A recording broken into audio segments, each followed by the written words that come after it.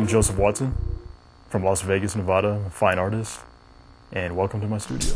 I've always known that I've had some sort of gift or talent, as well as the ideas to back it up early on. I've always known that. I didn't always know that I would make a career out of it though, but something was always there, I just knew it. I started off airbrushing t-shirts for various cool individuals around my high school. Next thing you know, everybody's talking about, hey, Joe Watson's t-shirts, this and that, so they started to become in demand. So knowing this, I set up a booth at a swap meet and I started just selling airbrush t-shirts, and I got a lot of mileage, a lot of good response and experience. And that's how I started my professional art career. So after high school, when I graduated, I enrolled in Los Angeles Trade Technical College, where I majored in sign graphics, which is a two-year course studying the fundamentals of sign design, lettering. After graduating from there, I went into commercial art, the commercial art major. Got a little tired of that and enrolled in the nation's top art school, which is Art Center College of Design in Pasadena, California, where I majored in illustration and minored in fine art. Also had studies in entertainment design there as well. That's where all the pieces of the puzzle started to come together, and that's where I got my skill from.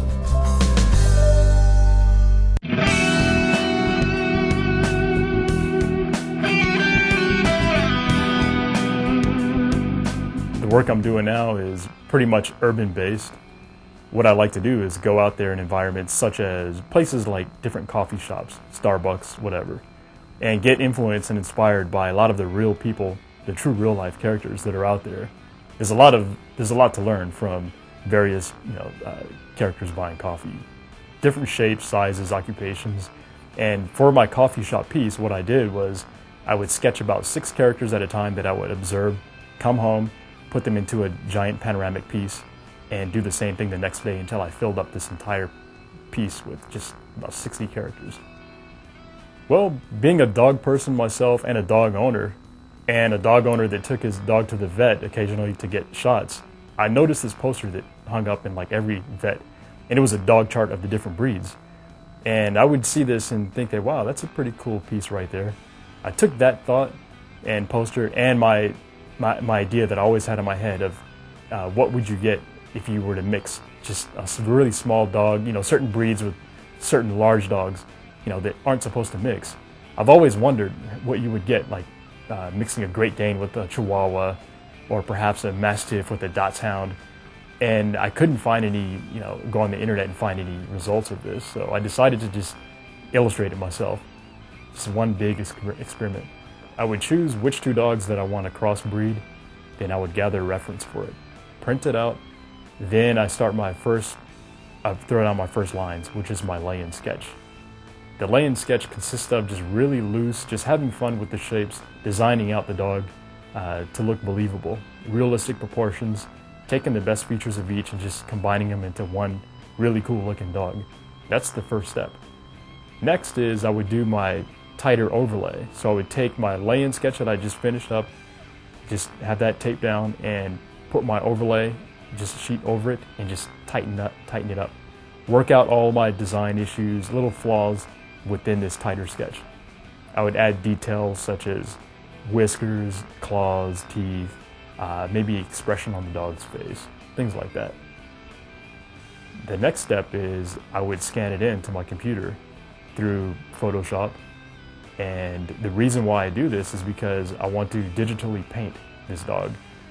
The reason why I digitally paint it is because it's a lot faster and forgiving than acrylic paints, and I have much more control. Okay, now we have this half Chihuahua, half St. Bernard all scanned in and ready to get painted. Now what I'm going to do is select my paintbrush tool, an appropriate size brush, and a nice medium value, like a nice gray, and I'm going to fill them in. So here we go, it's the first step. There it is. Okay, now he's all medium tone. What I want to do now is start adding shadows in this dog now. So I'm going to pick a little bit darker color paint. Let's see, a darker gray. And I'm going to start adding in the darks. But not just anywhere. I'm going to add the darks where they would be in real life if a light source was, let's say, from this direction right here. So if the light source was from this direction, my shadows would be casted on this side. So here we go.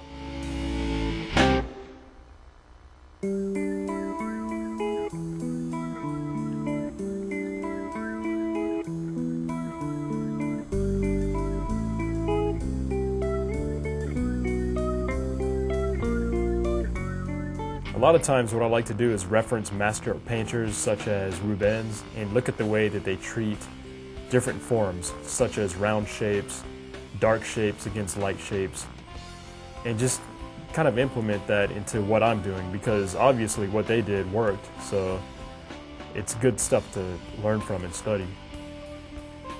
Okay, now let's get a little bit darker paint now. Let's see, 90% gray.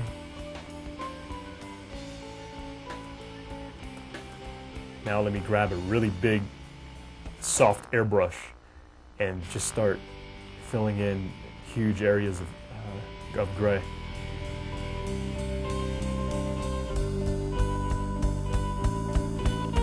There we go.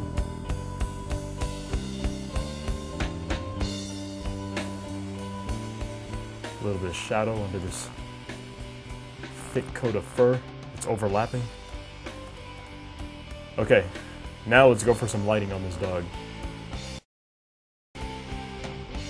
There, making the lip a little more convincing now.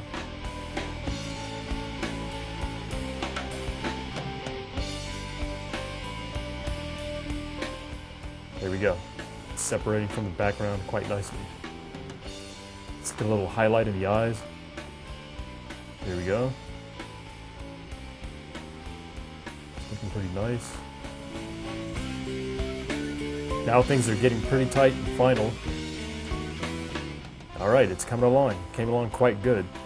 So now what I'm gonna do is I'm gonna colorize this dog. I think I wanna use maybe a brown, a really rusty brown color scheme to this. So let's see, let me flatten all my layers. There we go. And I'm gonna colorize it. Changing it from grayscale mode to a RGB mode. Now I'm just gonna colorize it. Let's see. It's too red. Okay, there we go. We're getting somewhere. Browns. Let's see. Go back and adjust it a little bit more. I want it to be a little more rusty red. A little bit darker.